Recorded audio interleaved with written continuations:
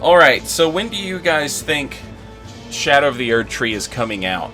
And when do you think they will have a trailer with a release date shown? Because everybody, like, the safe bet, and what I think everybody expects, and it would make sense, is they'll show it off at the Game Awards in December. As I record this, it is October the 8th. So that's about 2 months away. And it would make sense because they would give us a trailer and show us the release date in December. And then they could give us 2 months to get hype and talk about it. And give people 2 months to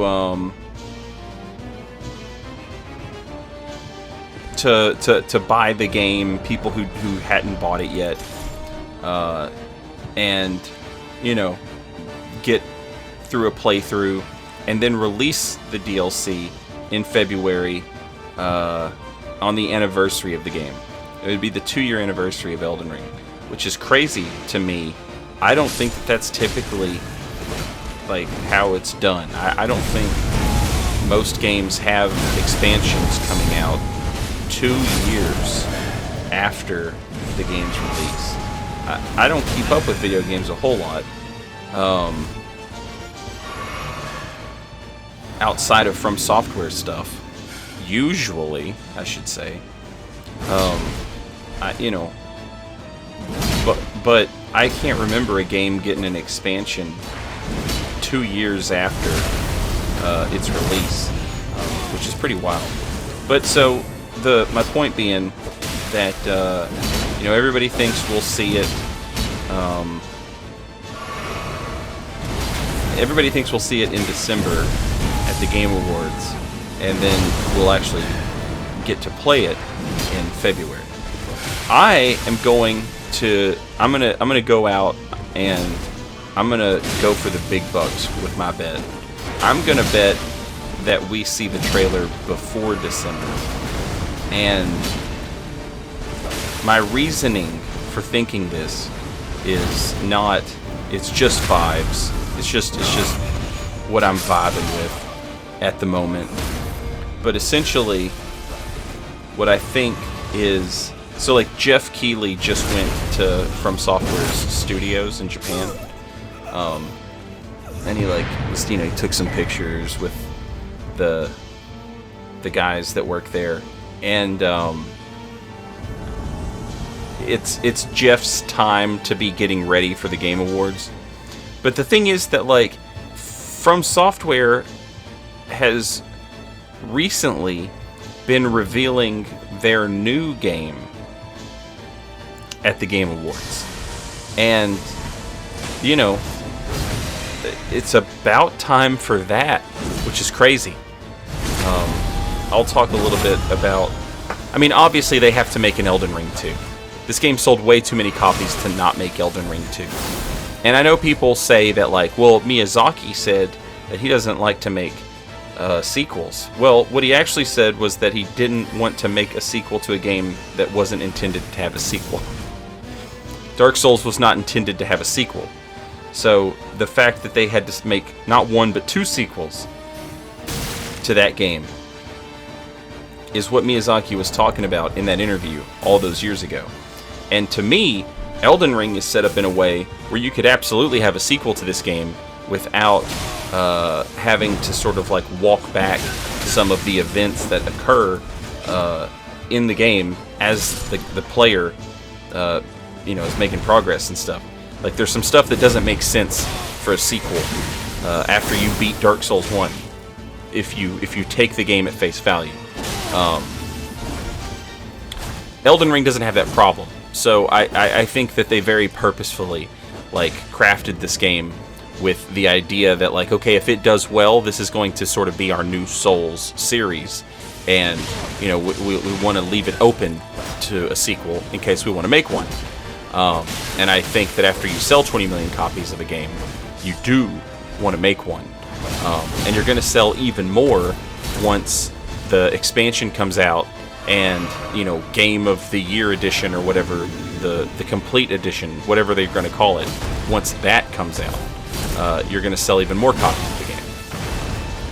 So, I definitely think that, like, that is something that they'll work on, that they'll make, like an Elden Ring 2 at some point. But I don't necessarily think it's the thing that they have to be working on, like, right now. Alright, now to go back a little bit. Like, Armored Core is out. Armored Core is finished. You don't want to be talking about Elden Ring's expansion while you're trying to market Armored Core. You want people excited about Armored Core, right? You don't want to be competing with yourself.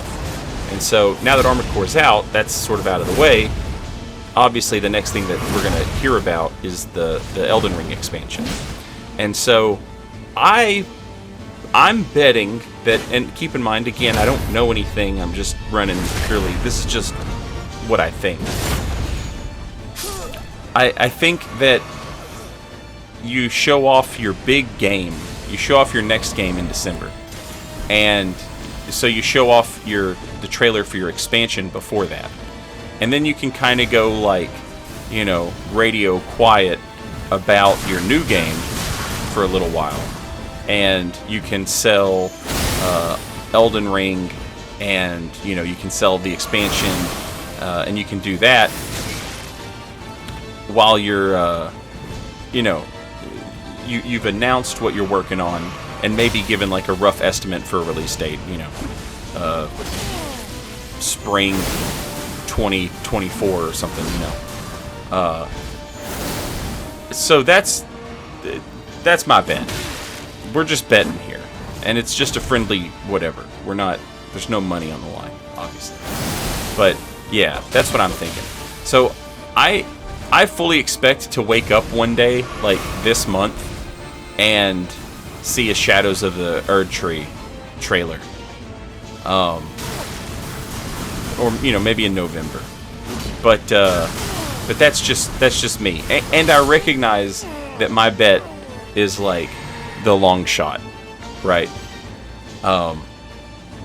Which just means my bet would pay out big if it happened that way, right? The safe bet would be to say that you'll see it in December and it'll come out in February. I just, you know, I like to be contrary sometimes. And one thing that I wanted to talk about in this video is, are you guys, like, feeling it at all? Like, the weight, the anxiety or whatever for Shadow of the Erdtree? Because I'm not feeling it, like, at all. A lot of you will probably remember before Elden Ring came out, back in the Dark Souls 3 days, we knew that they were working on a game that would be like Dark Souls. We just didn't know that it was going to be called Elden Ring, and we didn't know when it was going to come out. And then eventually, they finally sort of, like, announced, okay, well, the game's called Elden Ring, and then there was this massive delay where we didn't hear anything for like a year and a half, and during all of that time, it was the only thing it was the only video game that I was thinking about, or that I wanted, or that I cared anything about at all, was Elden Ring. And so that was like, it was like every day I felt it.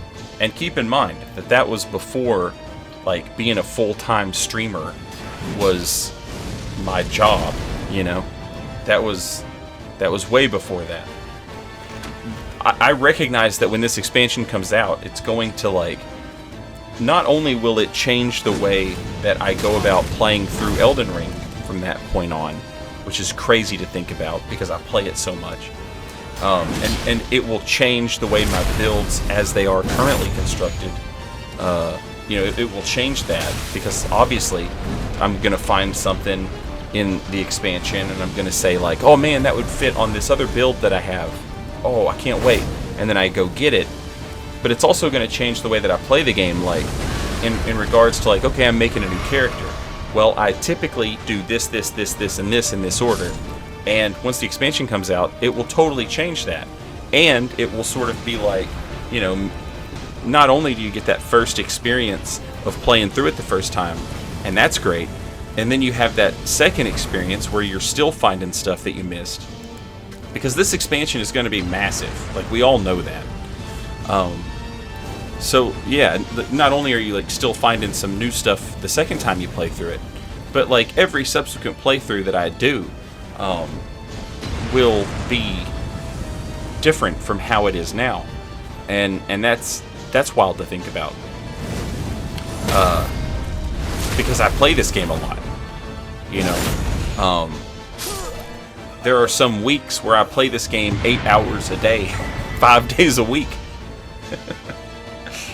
And yeah, like that's like a legitimate, like it's almost like if you knew that there was going to be something at your job that was going to make your job easier, you know, you would be excited for it to happen, right? Like, you know, your supervisors tell you, hey, you know, we're working on this, and it's going to happen, and it's going to happen sooner than later. So, you know, look forward to that. And now you're like, all right, yeah, I can't wait. That sounds great. It's sort of like that for me, because, you know, I stream full time, which is pretty crazy. But yeah, I didn't stream full time back in the Dark Souls 3 days while I was waiting for Elden Ring, and that's one difference. And maybe part of the reason I'm not so like, I'm just not anxious like I was while I was waiting for Elden Ring to come out. It was like I was super anxious. I just wanted to play this game, you know. It felt like I had to wait forever to play it. But Elden Ring kind of, you know, it gave From Software like this, you know, let them cook kind of thing, where it's like, look, you gave them the extra time on Elden Ring, and look how it turned out. Not only is the game great, but also, you know, it's the most successful game that they've made. So they've sort of earned that right to, like, you know, let them cook. They'll deliver. And so yeah, it's like I'm just not even stressing it at all about like, oh, I feel like I've had to wait so long for this expansion. And another part of that is probably because, despite being a person who doesn't typically play a lot of video games that aren't From Software video games, I've played a lot of video games this year. It's just been non-stop good games, and I haven't even gotten around to all of them yet. I still haven't played Tears of the Kingdom. I just now am getting around to playing Resident Evil 4 Remake, which is awesome. I'm absolutely loving that. Sea of Stars was fantastic. Final Fantasy 16, fantastic. Armored Core 6, fantastic. Street Fighter 6. Like, there's just been so many games this year. And like I said, I have not even finished playing them yet. Still haven't done Tears of the Kingdom. And the fact that, like, when I stream Elden Ring, when I play Elden Ring, there was a period of time where, like, I did not want to turn on Dark Souls 3. I would, like, if I was making a new character, I would get to the Fair and Keep, and I was like, God, I don't want to do this. The very first, like, annoying opponent that I came across, if I was doing invasions, like, the very first time I fought an annoying opponent, it was like, that cast like this huge shadow over the rest of, like, my playing session for that day. You know, it was like I was just going to expect the absolute worst out of the rest of my opponents for the rest of the day. And it's not like that with Elden Ring. You know, obviously it's not been the same amount of time either. But with Elden Ring, every time I turn it on and play it, it's not I have to play Elden Ring. It's yes, I get to play Elden Ring. You know, like, this is my favorite game, and that's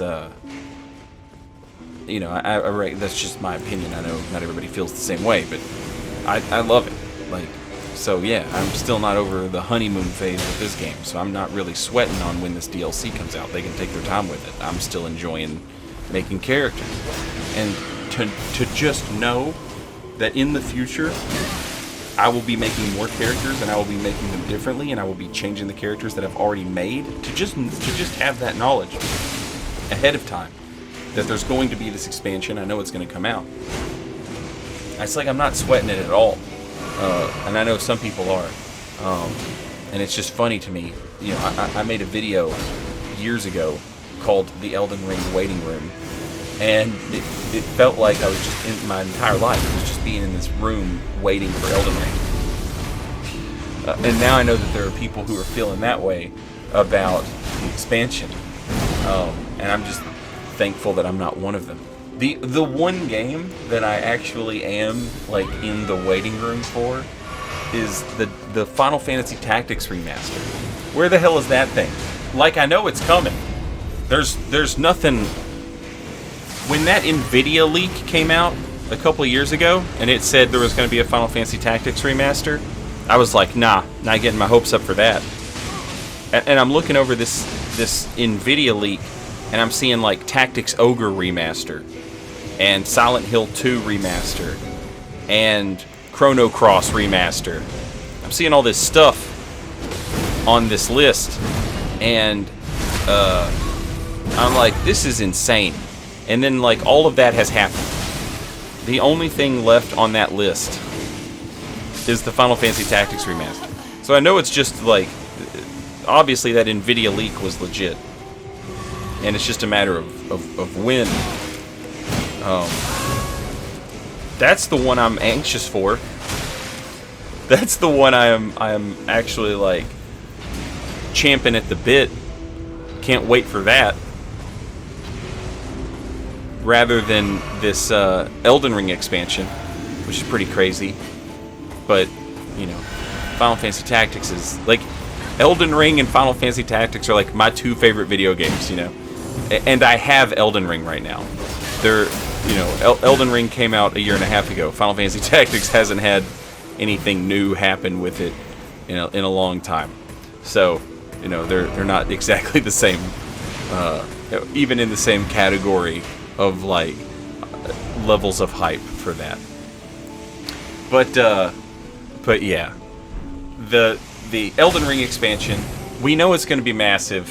It's going to be huge. You know it's going to change the, like, I hate to use this word, but like the meta in regards to PvP. It's going to shake things up drastically. There's no telling what changes they make to like the base game when that expansion comes out. You know, Bloodborne made a ton of changes to the base game when Old Hunters came out. Dark Souls 2 was a little weird because as the expansions came out, they didn't, you know, they obviously they updated the game, they balanced it. You know, there's patches and stuff, but they waited until all of the expansions came out, and then they released Scholar. Elden Ring's only getting one expansion that we know of. I can't imagine that they wait 2 years to put out an expansion and then put out another one. I can't imagine that. I can't fathom that. But my point is, Dark Souls 2 waited until all the expansions came out, and then they shook up the base game pretty drastically. And yeah, so like, you know, I expect Elden Ring to when the expansion comes out, it will drastically shake up the way the base game plays and operates, and that's cool. And the expansion itself will probably be huge. I expect it to be like at least one legacy dungeon sized area with like a whole bunch of extra area on it. What I would love is if they just changed the entire like world map with the expansion. Like, you know, give us like a whole new third, you know, there's like day and night. Give us like a third option, and you can play through a totally different, it's the same map, but it's like a totally different experience if you play through on that third option. Like, there's a day, you know, you can play during the day, play at night, and at night some extra bosses come out, but other than that, nothing really changes. I would love it if there was just like, the expansion was like, yeah, it's the same map, just we have this third time of day, basically. And if you play the whole map, everything's different. Everything changes. Something to that would be like my dream scenario. However, that'd be a ton of work. I'm not saying I expect that. I'm not saying anyone should expect that. I'm just saying, like, in a perfect world, that's what it would be for me. I'm sure that, you know, whatever changes they make will be massive, because they are really taking their time with it, and they're doing things on a scale that they've never done before, and they haven't let me down yet. So I just look forward to it. But I'm gonna say it. I bet we see it before December. I totally could be wrong. I would bet on myself being wrong, but that's where I'm gonna put my money at. Okay, thanks for watching. Later, y'all.